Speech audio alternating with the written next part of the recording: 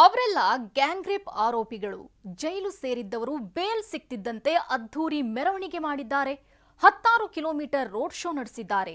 ಇದೇ ಬಿಲ್ಡಪ್ ಆಕ್ರೋಶಕ್ಕೆ ಕಾರಣವಾಗಿದೆ.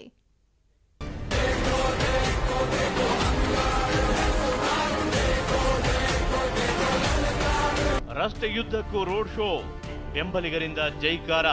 ಅಷ್ಟಕ್ಕೂ ಇವರೇನು ಯುದ್ಧದಲ್ಲಿ ಗೆದ್ದು ಬಂದವರಲ್ಲ, ಗ್ಯಾಂಗ್ ರೇಪ್ ಆರೋಪಿಗಳು.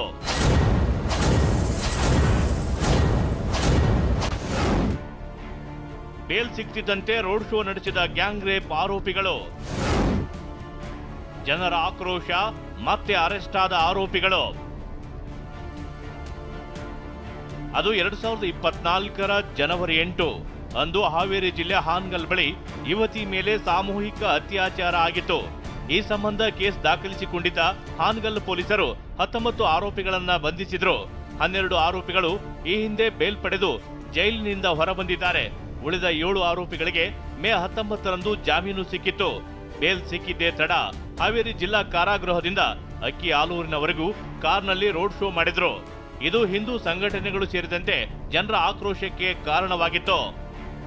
ಅವರು ಬೇಲ್ ಸಿಕ್ಕ ತಕ್ಷಣ ಮೆರವಣಿಗೆ ಮಾಡ್ಕೊಂಡು ಹೋಗ್ತಾರೆ ಅಂತನ್ನುವಂಥದ್ದು ಇದನ್ನ ಅರಗಿಸ್ಕೊಳ್ಳಕ್ಕೆ ಆಗ್ತಾ ಇಲ್ಲ.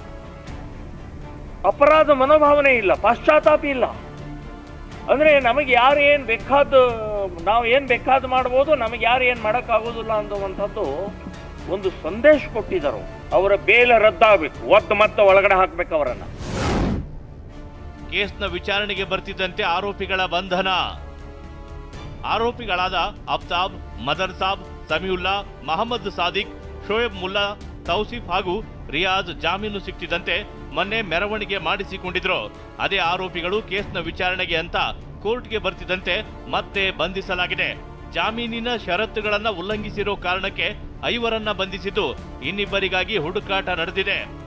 ಇನ್ಸಿಡೆಂಟ್ಗೆ ಗಮನಕ್ಕೆ ಬಂದ ನಂತರ 5 ಆರೋಪಿಗಳು ಕಸ್ಟಡಿಯಲ್ಲಿ ಇದ್ದಾರೆ. ಅವರಿಗೆ ಕೋರ್ಟ್ ಮುಂದೆ ಪ್ರೊಡ್ಯೂಸ್ ಮಾಡ್ತೀವಿ. ಮತ್ತು ಹಾನಗಲ್ ಗ್ಯಾಂಗ್ ರೇಪ್ ಕೇಸಲ್ಲಿ ಜಾಮೀನು ಷರತ್ತು ಉಲ್ಲಂಘನೆ ಆಧಾರದ ಮೇಲೆ ಜಾಮೀನು ರದ್ದು ಮಾಡಲಿಕ್ಕೆ ಅಪ್ಲಿಕೇಶನ್. ಬಿಲ್ಡಪ್ ಕೊಟ್ಟಿರುವ ಆರೋಪಿಗಳ ಬೇಲ್ ರದ್ದು ಮಾಡುವಂತೆ ಕೋರ್ಟ್ಗೆ ಅರ್ಜಿ ಸಲ್ಲಿಸಲಾಗಿದೆ. ರೋಡ್ ಶೋ ಬಗ್ಗೆಯೂ ಮತ್ತೊಂದು ಕೇಸ್ ದಾಖಲಾಗಿದೆ.